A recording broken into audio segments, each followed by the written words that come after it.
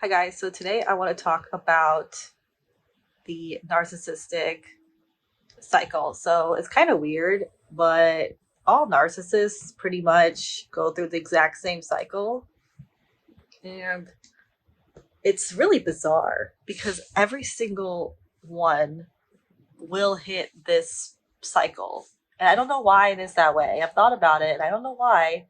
I've never seen this applied to any other principle, but for some reason, with narcissists, it's always the same cycle, okay?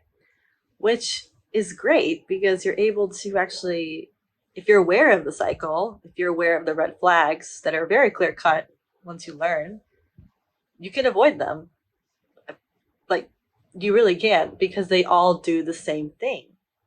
So, I'm going to start with the first thing. So, I will say who narcissists target. They target people that are typically attractive in some way, uh, just like it's almost a compliment if you've been in a narcissistic relationship, or people are you attract narcissists because it means that you have something that they want. You have to have something that they want.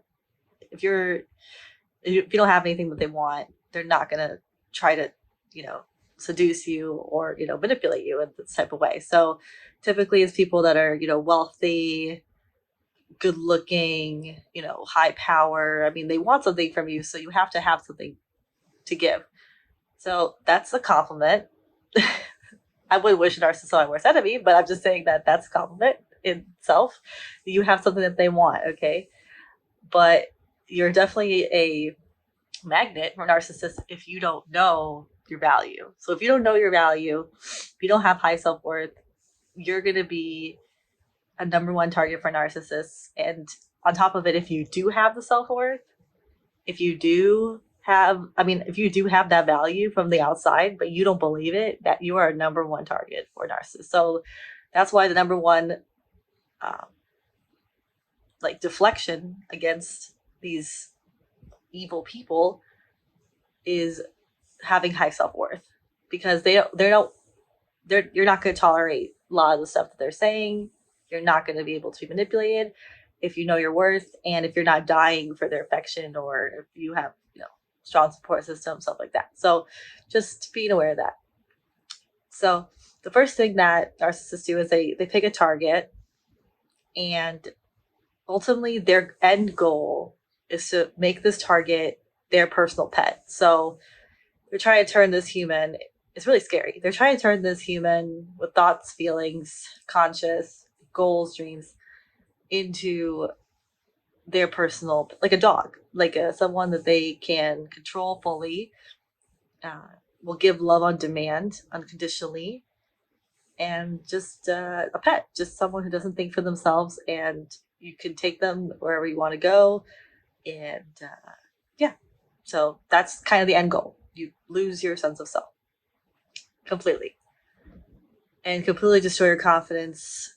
Any self worth you had just gone, spirit destroyed, your sense of reality altered, trusting people. You don't know who to trust except for them, obviously. But after they leave, you still don't know who to trust.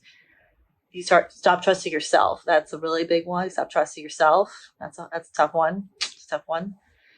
That's why a lot of people, it takes them many years, if not some people never get over this type of abuse, because this is some very messed up psychological torture. Very sad psychological torture, that because it messes with your sense of reality, and you ultimately feel crazy. You feel crazy, like they're saying one thing and then it's just, you just feel crazy, and you feel completely naive and just taken advantage of. But back to the cycle. So the first thing they're going to do is they're going to love bomb you. So love bombing is basically telling you, like, you're the best person I've ever met. You're so attractive. I can't stay away from you. Wanting to hang out all the time when they first meet you. Uh, you know, quickly meeting the parents. Just really rushing things. Typically, narcissists are trying to get you to move in like within 6 months. You to move like marriage as soon as possible. Like we're 0 to 100. Like there's no, we're going 0 to 100, and they're just right. They're writing poetry. They're singing you songs. They're saying how great you are. So they're building up your ego. They're saying, "Oh my gosh, you're so amazing, you're so amazing." So if you have low self-worth and you're lonely and don't think that you're worth much, and someone comes along and they tell you all these things, you're going to get hooked. You're going to get hooked on that external validation. uh, if you have high self-worth, they're going to be like, whoa, let's back it up. I just met you. Let's take it slow. You don't even know me. It's going to be a red flag. But if you have low self-esteem and someone comes around and they finally see you for who you are, that, oh, you're so smart, oh, you're so nice, you know that's typically love bombing. So that's how they get you sucked in, and you get hooked on that. Then comes the mask falls off. Once they have you sucked in, I would say probably a year or two in, maybe sometimes less, the mask falls off. And all of a sudden, you're getting gaslit, which is when they say that something that happened did not happen, which is a very pervasive manipulation tactic. They're lying to you, probably cheating. Things aren't adding up. They're not the person they used to be. The compliments have gotten slim, if not, it's turned to criticism. So now they're criticizing you, and so now you're in the role of trying to earn back their favor. You're trying to earn their favor. You're trying to get back in their good graces. So you're doing everything that you can to get back to that love bombing stage where they were telling you how great you were. You felt so great. You felt so good to be with this person, how charming they were. And now you believe like, oh, I have to do better. I have to be better. You know, uh, so they're criticizing you. And that just, with your very shaky self-esteem, that makes you basically a perfect target for manipulation. So if that doesn't work, okay, let's say you finally had enough. I don't know, maybe you saw a counselor, maybe your friends and family finally got to you, which they tend to isolate you from your friends and family by saying you can't trust them. So yeah, if that doesn't work, then they will just discard you, and they'll find a new victim, and they'll do the exact same thing over and over again. They will do the exact same thing because people are empty inside. They need to control someone. They don't have someone to control. They're dead inside. They have That's just how they operate. They don't feel love. Like it's hard to understand. It's like trying to understand a serial killer. Like you can't, unless you're a serial killer. Like you can't understand like actually murdering someone. You can't understand like actually going through with that. But people have. So it's hard for normal people without this personality disorder to understand that these people are not capable of love. They're incapable.